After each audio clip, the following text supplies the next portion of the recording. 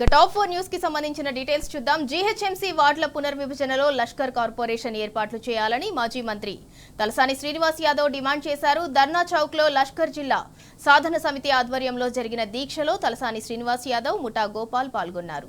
200 ఏళ్లకు పైగా చరిత్ర కలిగిన సికింద్రాబాద్ ప్రాంతాన్ని ప్రత్యేక కార్పొరేషన్ గా ఏర్పాటు చేయాలని ఆయన డిమాండ్ చేశారు.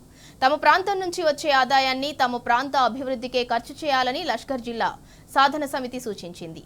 ఈ న్యాయమైన పోరాటానికి వీఆర్ఎస్ సంపూర్ణ మద్దతు ఉంటుందన్న తలసాని డివిజన్ల విభజన కూడా శాస్త్రీయంగా జరగలేదని విమర్శించారు. కనీసం మేయర్కు కూడా తెలియకుండా డివిజన్ల విభజన జరగటం సిగ్గుచేటని తలసాని ఆరోపించారు. అటు జీహెచ్ఎంసీ కార్యాలయంలో సలహాలు, ఫిర్యాదుల కేంద్రంలో సిబ్బంది కనిపించడం లేదని టీ న్యూస్ ప్రసారం చేసిన కథనానికి యంత్రాంగం కదిలింది.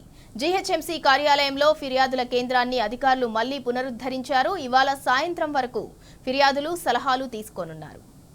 ఇక ఇదే అంశానికి సంబంధించి మరింత సమాచారం మా ప్రతినిధి కిరణ్ అందిస్తారు. కిరణ్, జీహెచ్ఎంసీ వార్డుల పునర్విభజనలో లష్కర్ కార్పొరేషన్ ఏర్పాటు చేయాలని మాజీ మంత్రి తలసాని శ్రీనివాస్ యాదవ్ డిమాండ్ చేశారు. దానికి సంబంధించి పూర్తి డీటెయిల్స్ ఏంటి? ఏదైతే జిహెచ్ఎంసీ వార్డుల పునర్విభజనకు సంబంధించినటువంటి గందరగోళం, వివాదం ఇంకా కొనసాగుతోంది.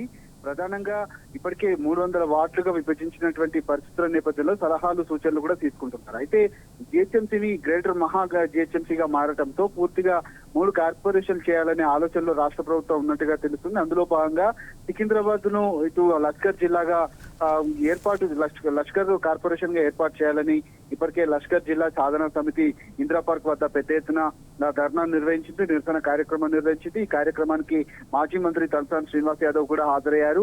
ఖచ్చితంగా, ఎందుకంటే పెద్ద మొత్తంలో ఆదాయం వస్తున్నటువంటి సికింద్రాబాద్ నుంచి ఖచ్చితంగా లష్కర్ కార్పొరేషన్ గా ఏర్పాటు చేయాల్సిన డిమాండ్ ను కూడా పేర్కొన్నారు. 200 ఏళ్ల చరిత్ర ఉన్నటువంటి సికింద్రాబాద్ కు ఖచ్చితంగా లష్కర్ కార్పొరేషన్ గా ఏర్పాటు చేస్తే కొంత అభివృద్ధి కూడా మరింత పెరిగేటువంటి అవకాశం ఉంటుందని కూడా తాను డిమాండ్ చేశారు.